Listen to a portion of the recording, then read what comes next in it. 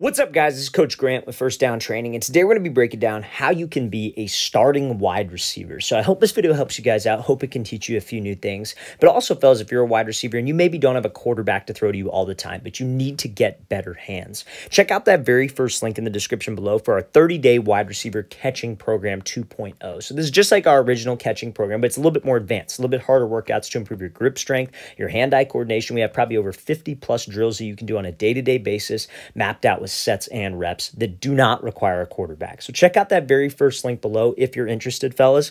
Let's get started with this video. So first things first here, to be a starting wide receiver on your team, you have to master the 3 phases of running a great route. So what are those three phases? Let's play this full speed. So this wide receiver comes off the ball, does a great job selling fades, selling vertical, and dropping on a dime. So the 3 phases of every route, I'm going to start with phase 1.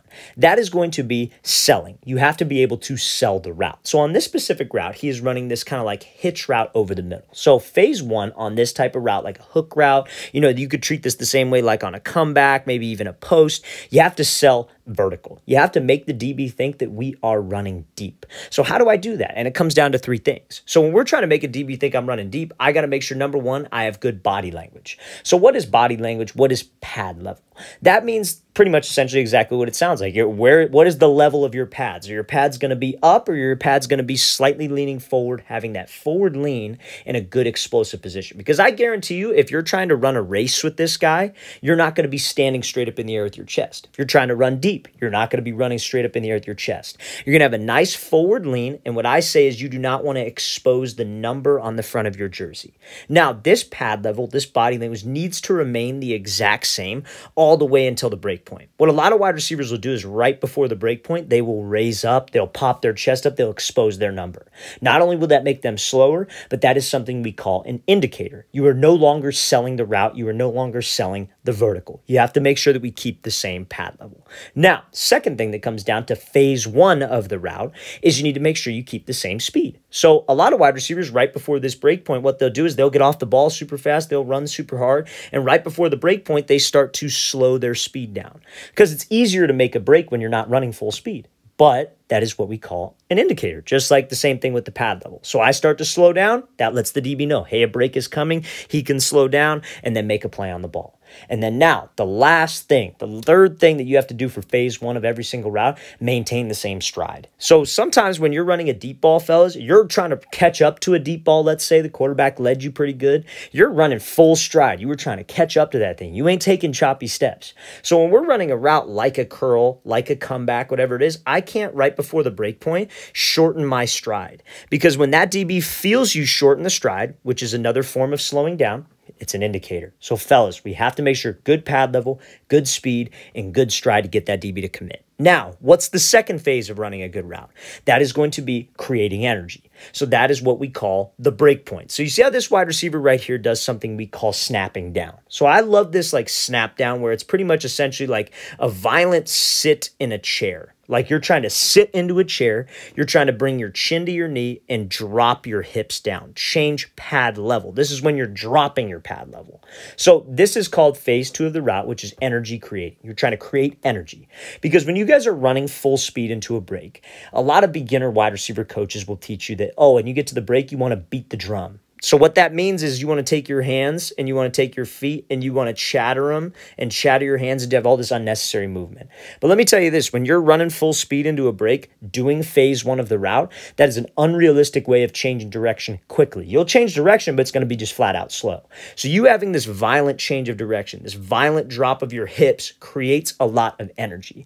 It will bring you to balance. It will decelerate you, but it is creating energy because that speed combined with a violent drop of your hips creates energy, just like what we were saying. So that can lead to the third phase of the route, which is accelerating, which is running out of the break. Now, on this specific break, there isn't much of an acceleration. It's more of just like he put the brakes on and stopped. But imagine if he had to run the route like a dig, or imagine if he had to run like an out route, he would be so explosive with that hip drop, combining speed, combining a quick level change, that he would explode out of this break and be able to get so much more separation because he did his job. So to be a starting wide receiver, more. If you want to be the best wide receiver on your team, even if you can master those three things, you will be successful. You have to master the art of selling, the art of dropping on a dime, and then obviously the art of accelerating. Now, for phase two, I want to clear up one thing too. Sometimes it's just a single cut. Sometimes you're running a post and you just break off of 1 foot, but that single cut should be as violent as you can. It should be like a hard step.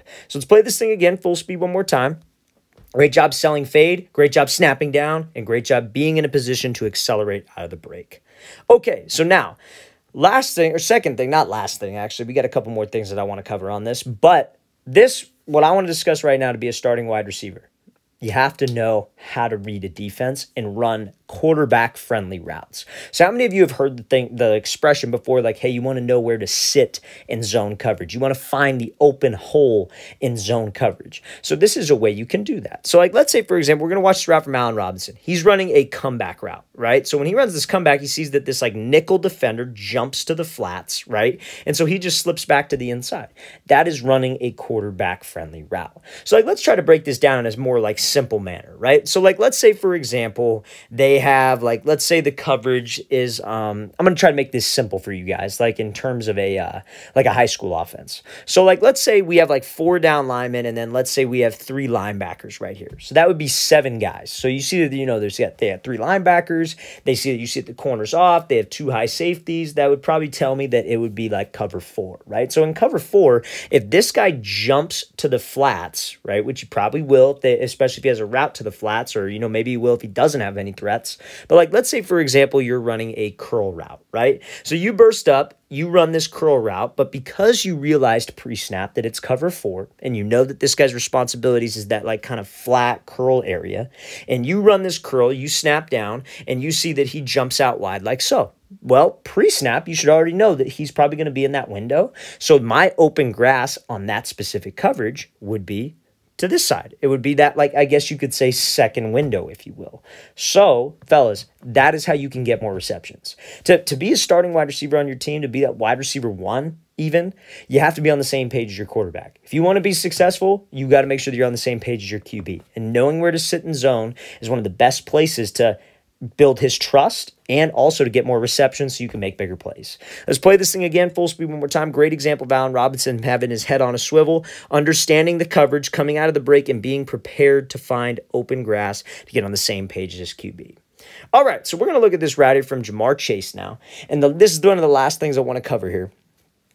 Is when you guys are trying to, you know, compete for time, you know, like let's say you're at high school youth ball and, you know, maybe you don't start, or maybe you're like right in the rotation and you want to make that jump or that leap to be in the starting rotation. One of the things that you need to do is finish the play. Even if you don't run the best route, even if it's a tight coverage, what can make up for a lack of route running, a lack of speed, maybe even a lack of size is hands.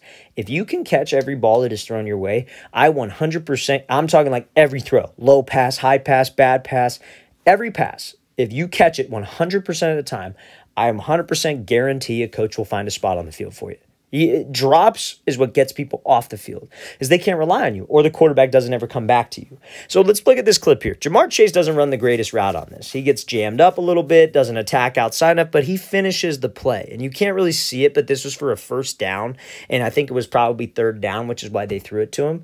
But, dude, that's the name of the game at the receiver position. You got to finish. And if you don't finish plays, like, you're going to be off the field very quickly. You know, and this just comes down to, you know, it's basic catching mechanics, right? It's not like he's doing anything special. He's looking the ball in. He's attacking the ball. As soon as he catches it, he's in traffic. He's putting the ball away violently to the tuck so this DB doesn't have a chance to make a play on the way down. All of those things, fellas, all matter. The details of this position matter, and that is how you can start. A lot of people think receivers just running routes, catching the ball. But a lot of times it's strategic. You know, we talk about the 3 phases of the route. We talk about knowing a coverage. We talk about finishing the play. Those things will get you on the field and will help you start. If you can make these types of catches in traffic, you know, jump ball catches, over-the-shoulder catches, and the competition on your team doesn't, you will start because you will be more reliable. So make sure, fellas, we are making myself an asset in the pass game, making tough catches in traffic. We got to make sure we look the ball in. We got to make sure that when I have an opportunity to throw with a QB, I'm practicing these habits. If you're running routes first air in practice and you're running like a dig, you know you're going to be in traffic. Let's look the ball in. Let's put the ball away violently. Let's work these good habits so in a game, I can finish the play. Let's play this thing again, full speed. Great job by Chase fighting through that jam, not running the greatest route, but finishing the play to convert on third down. All right, fellas, if you guys have any questions, please don't hesitate to leave those in the comment section below. Always appreciate the feedback. Always great to hear from you guys, and I will see you next time.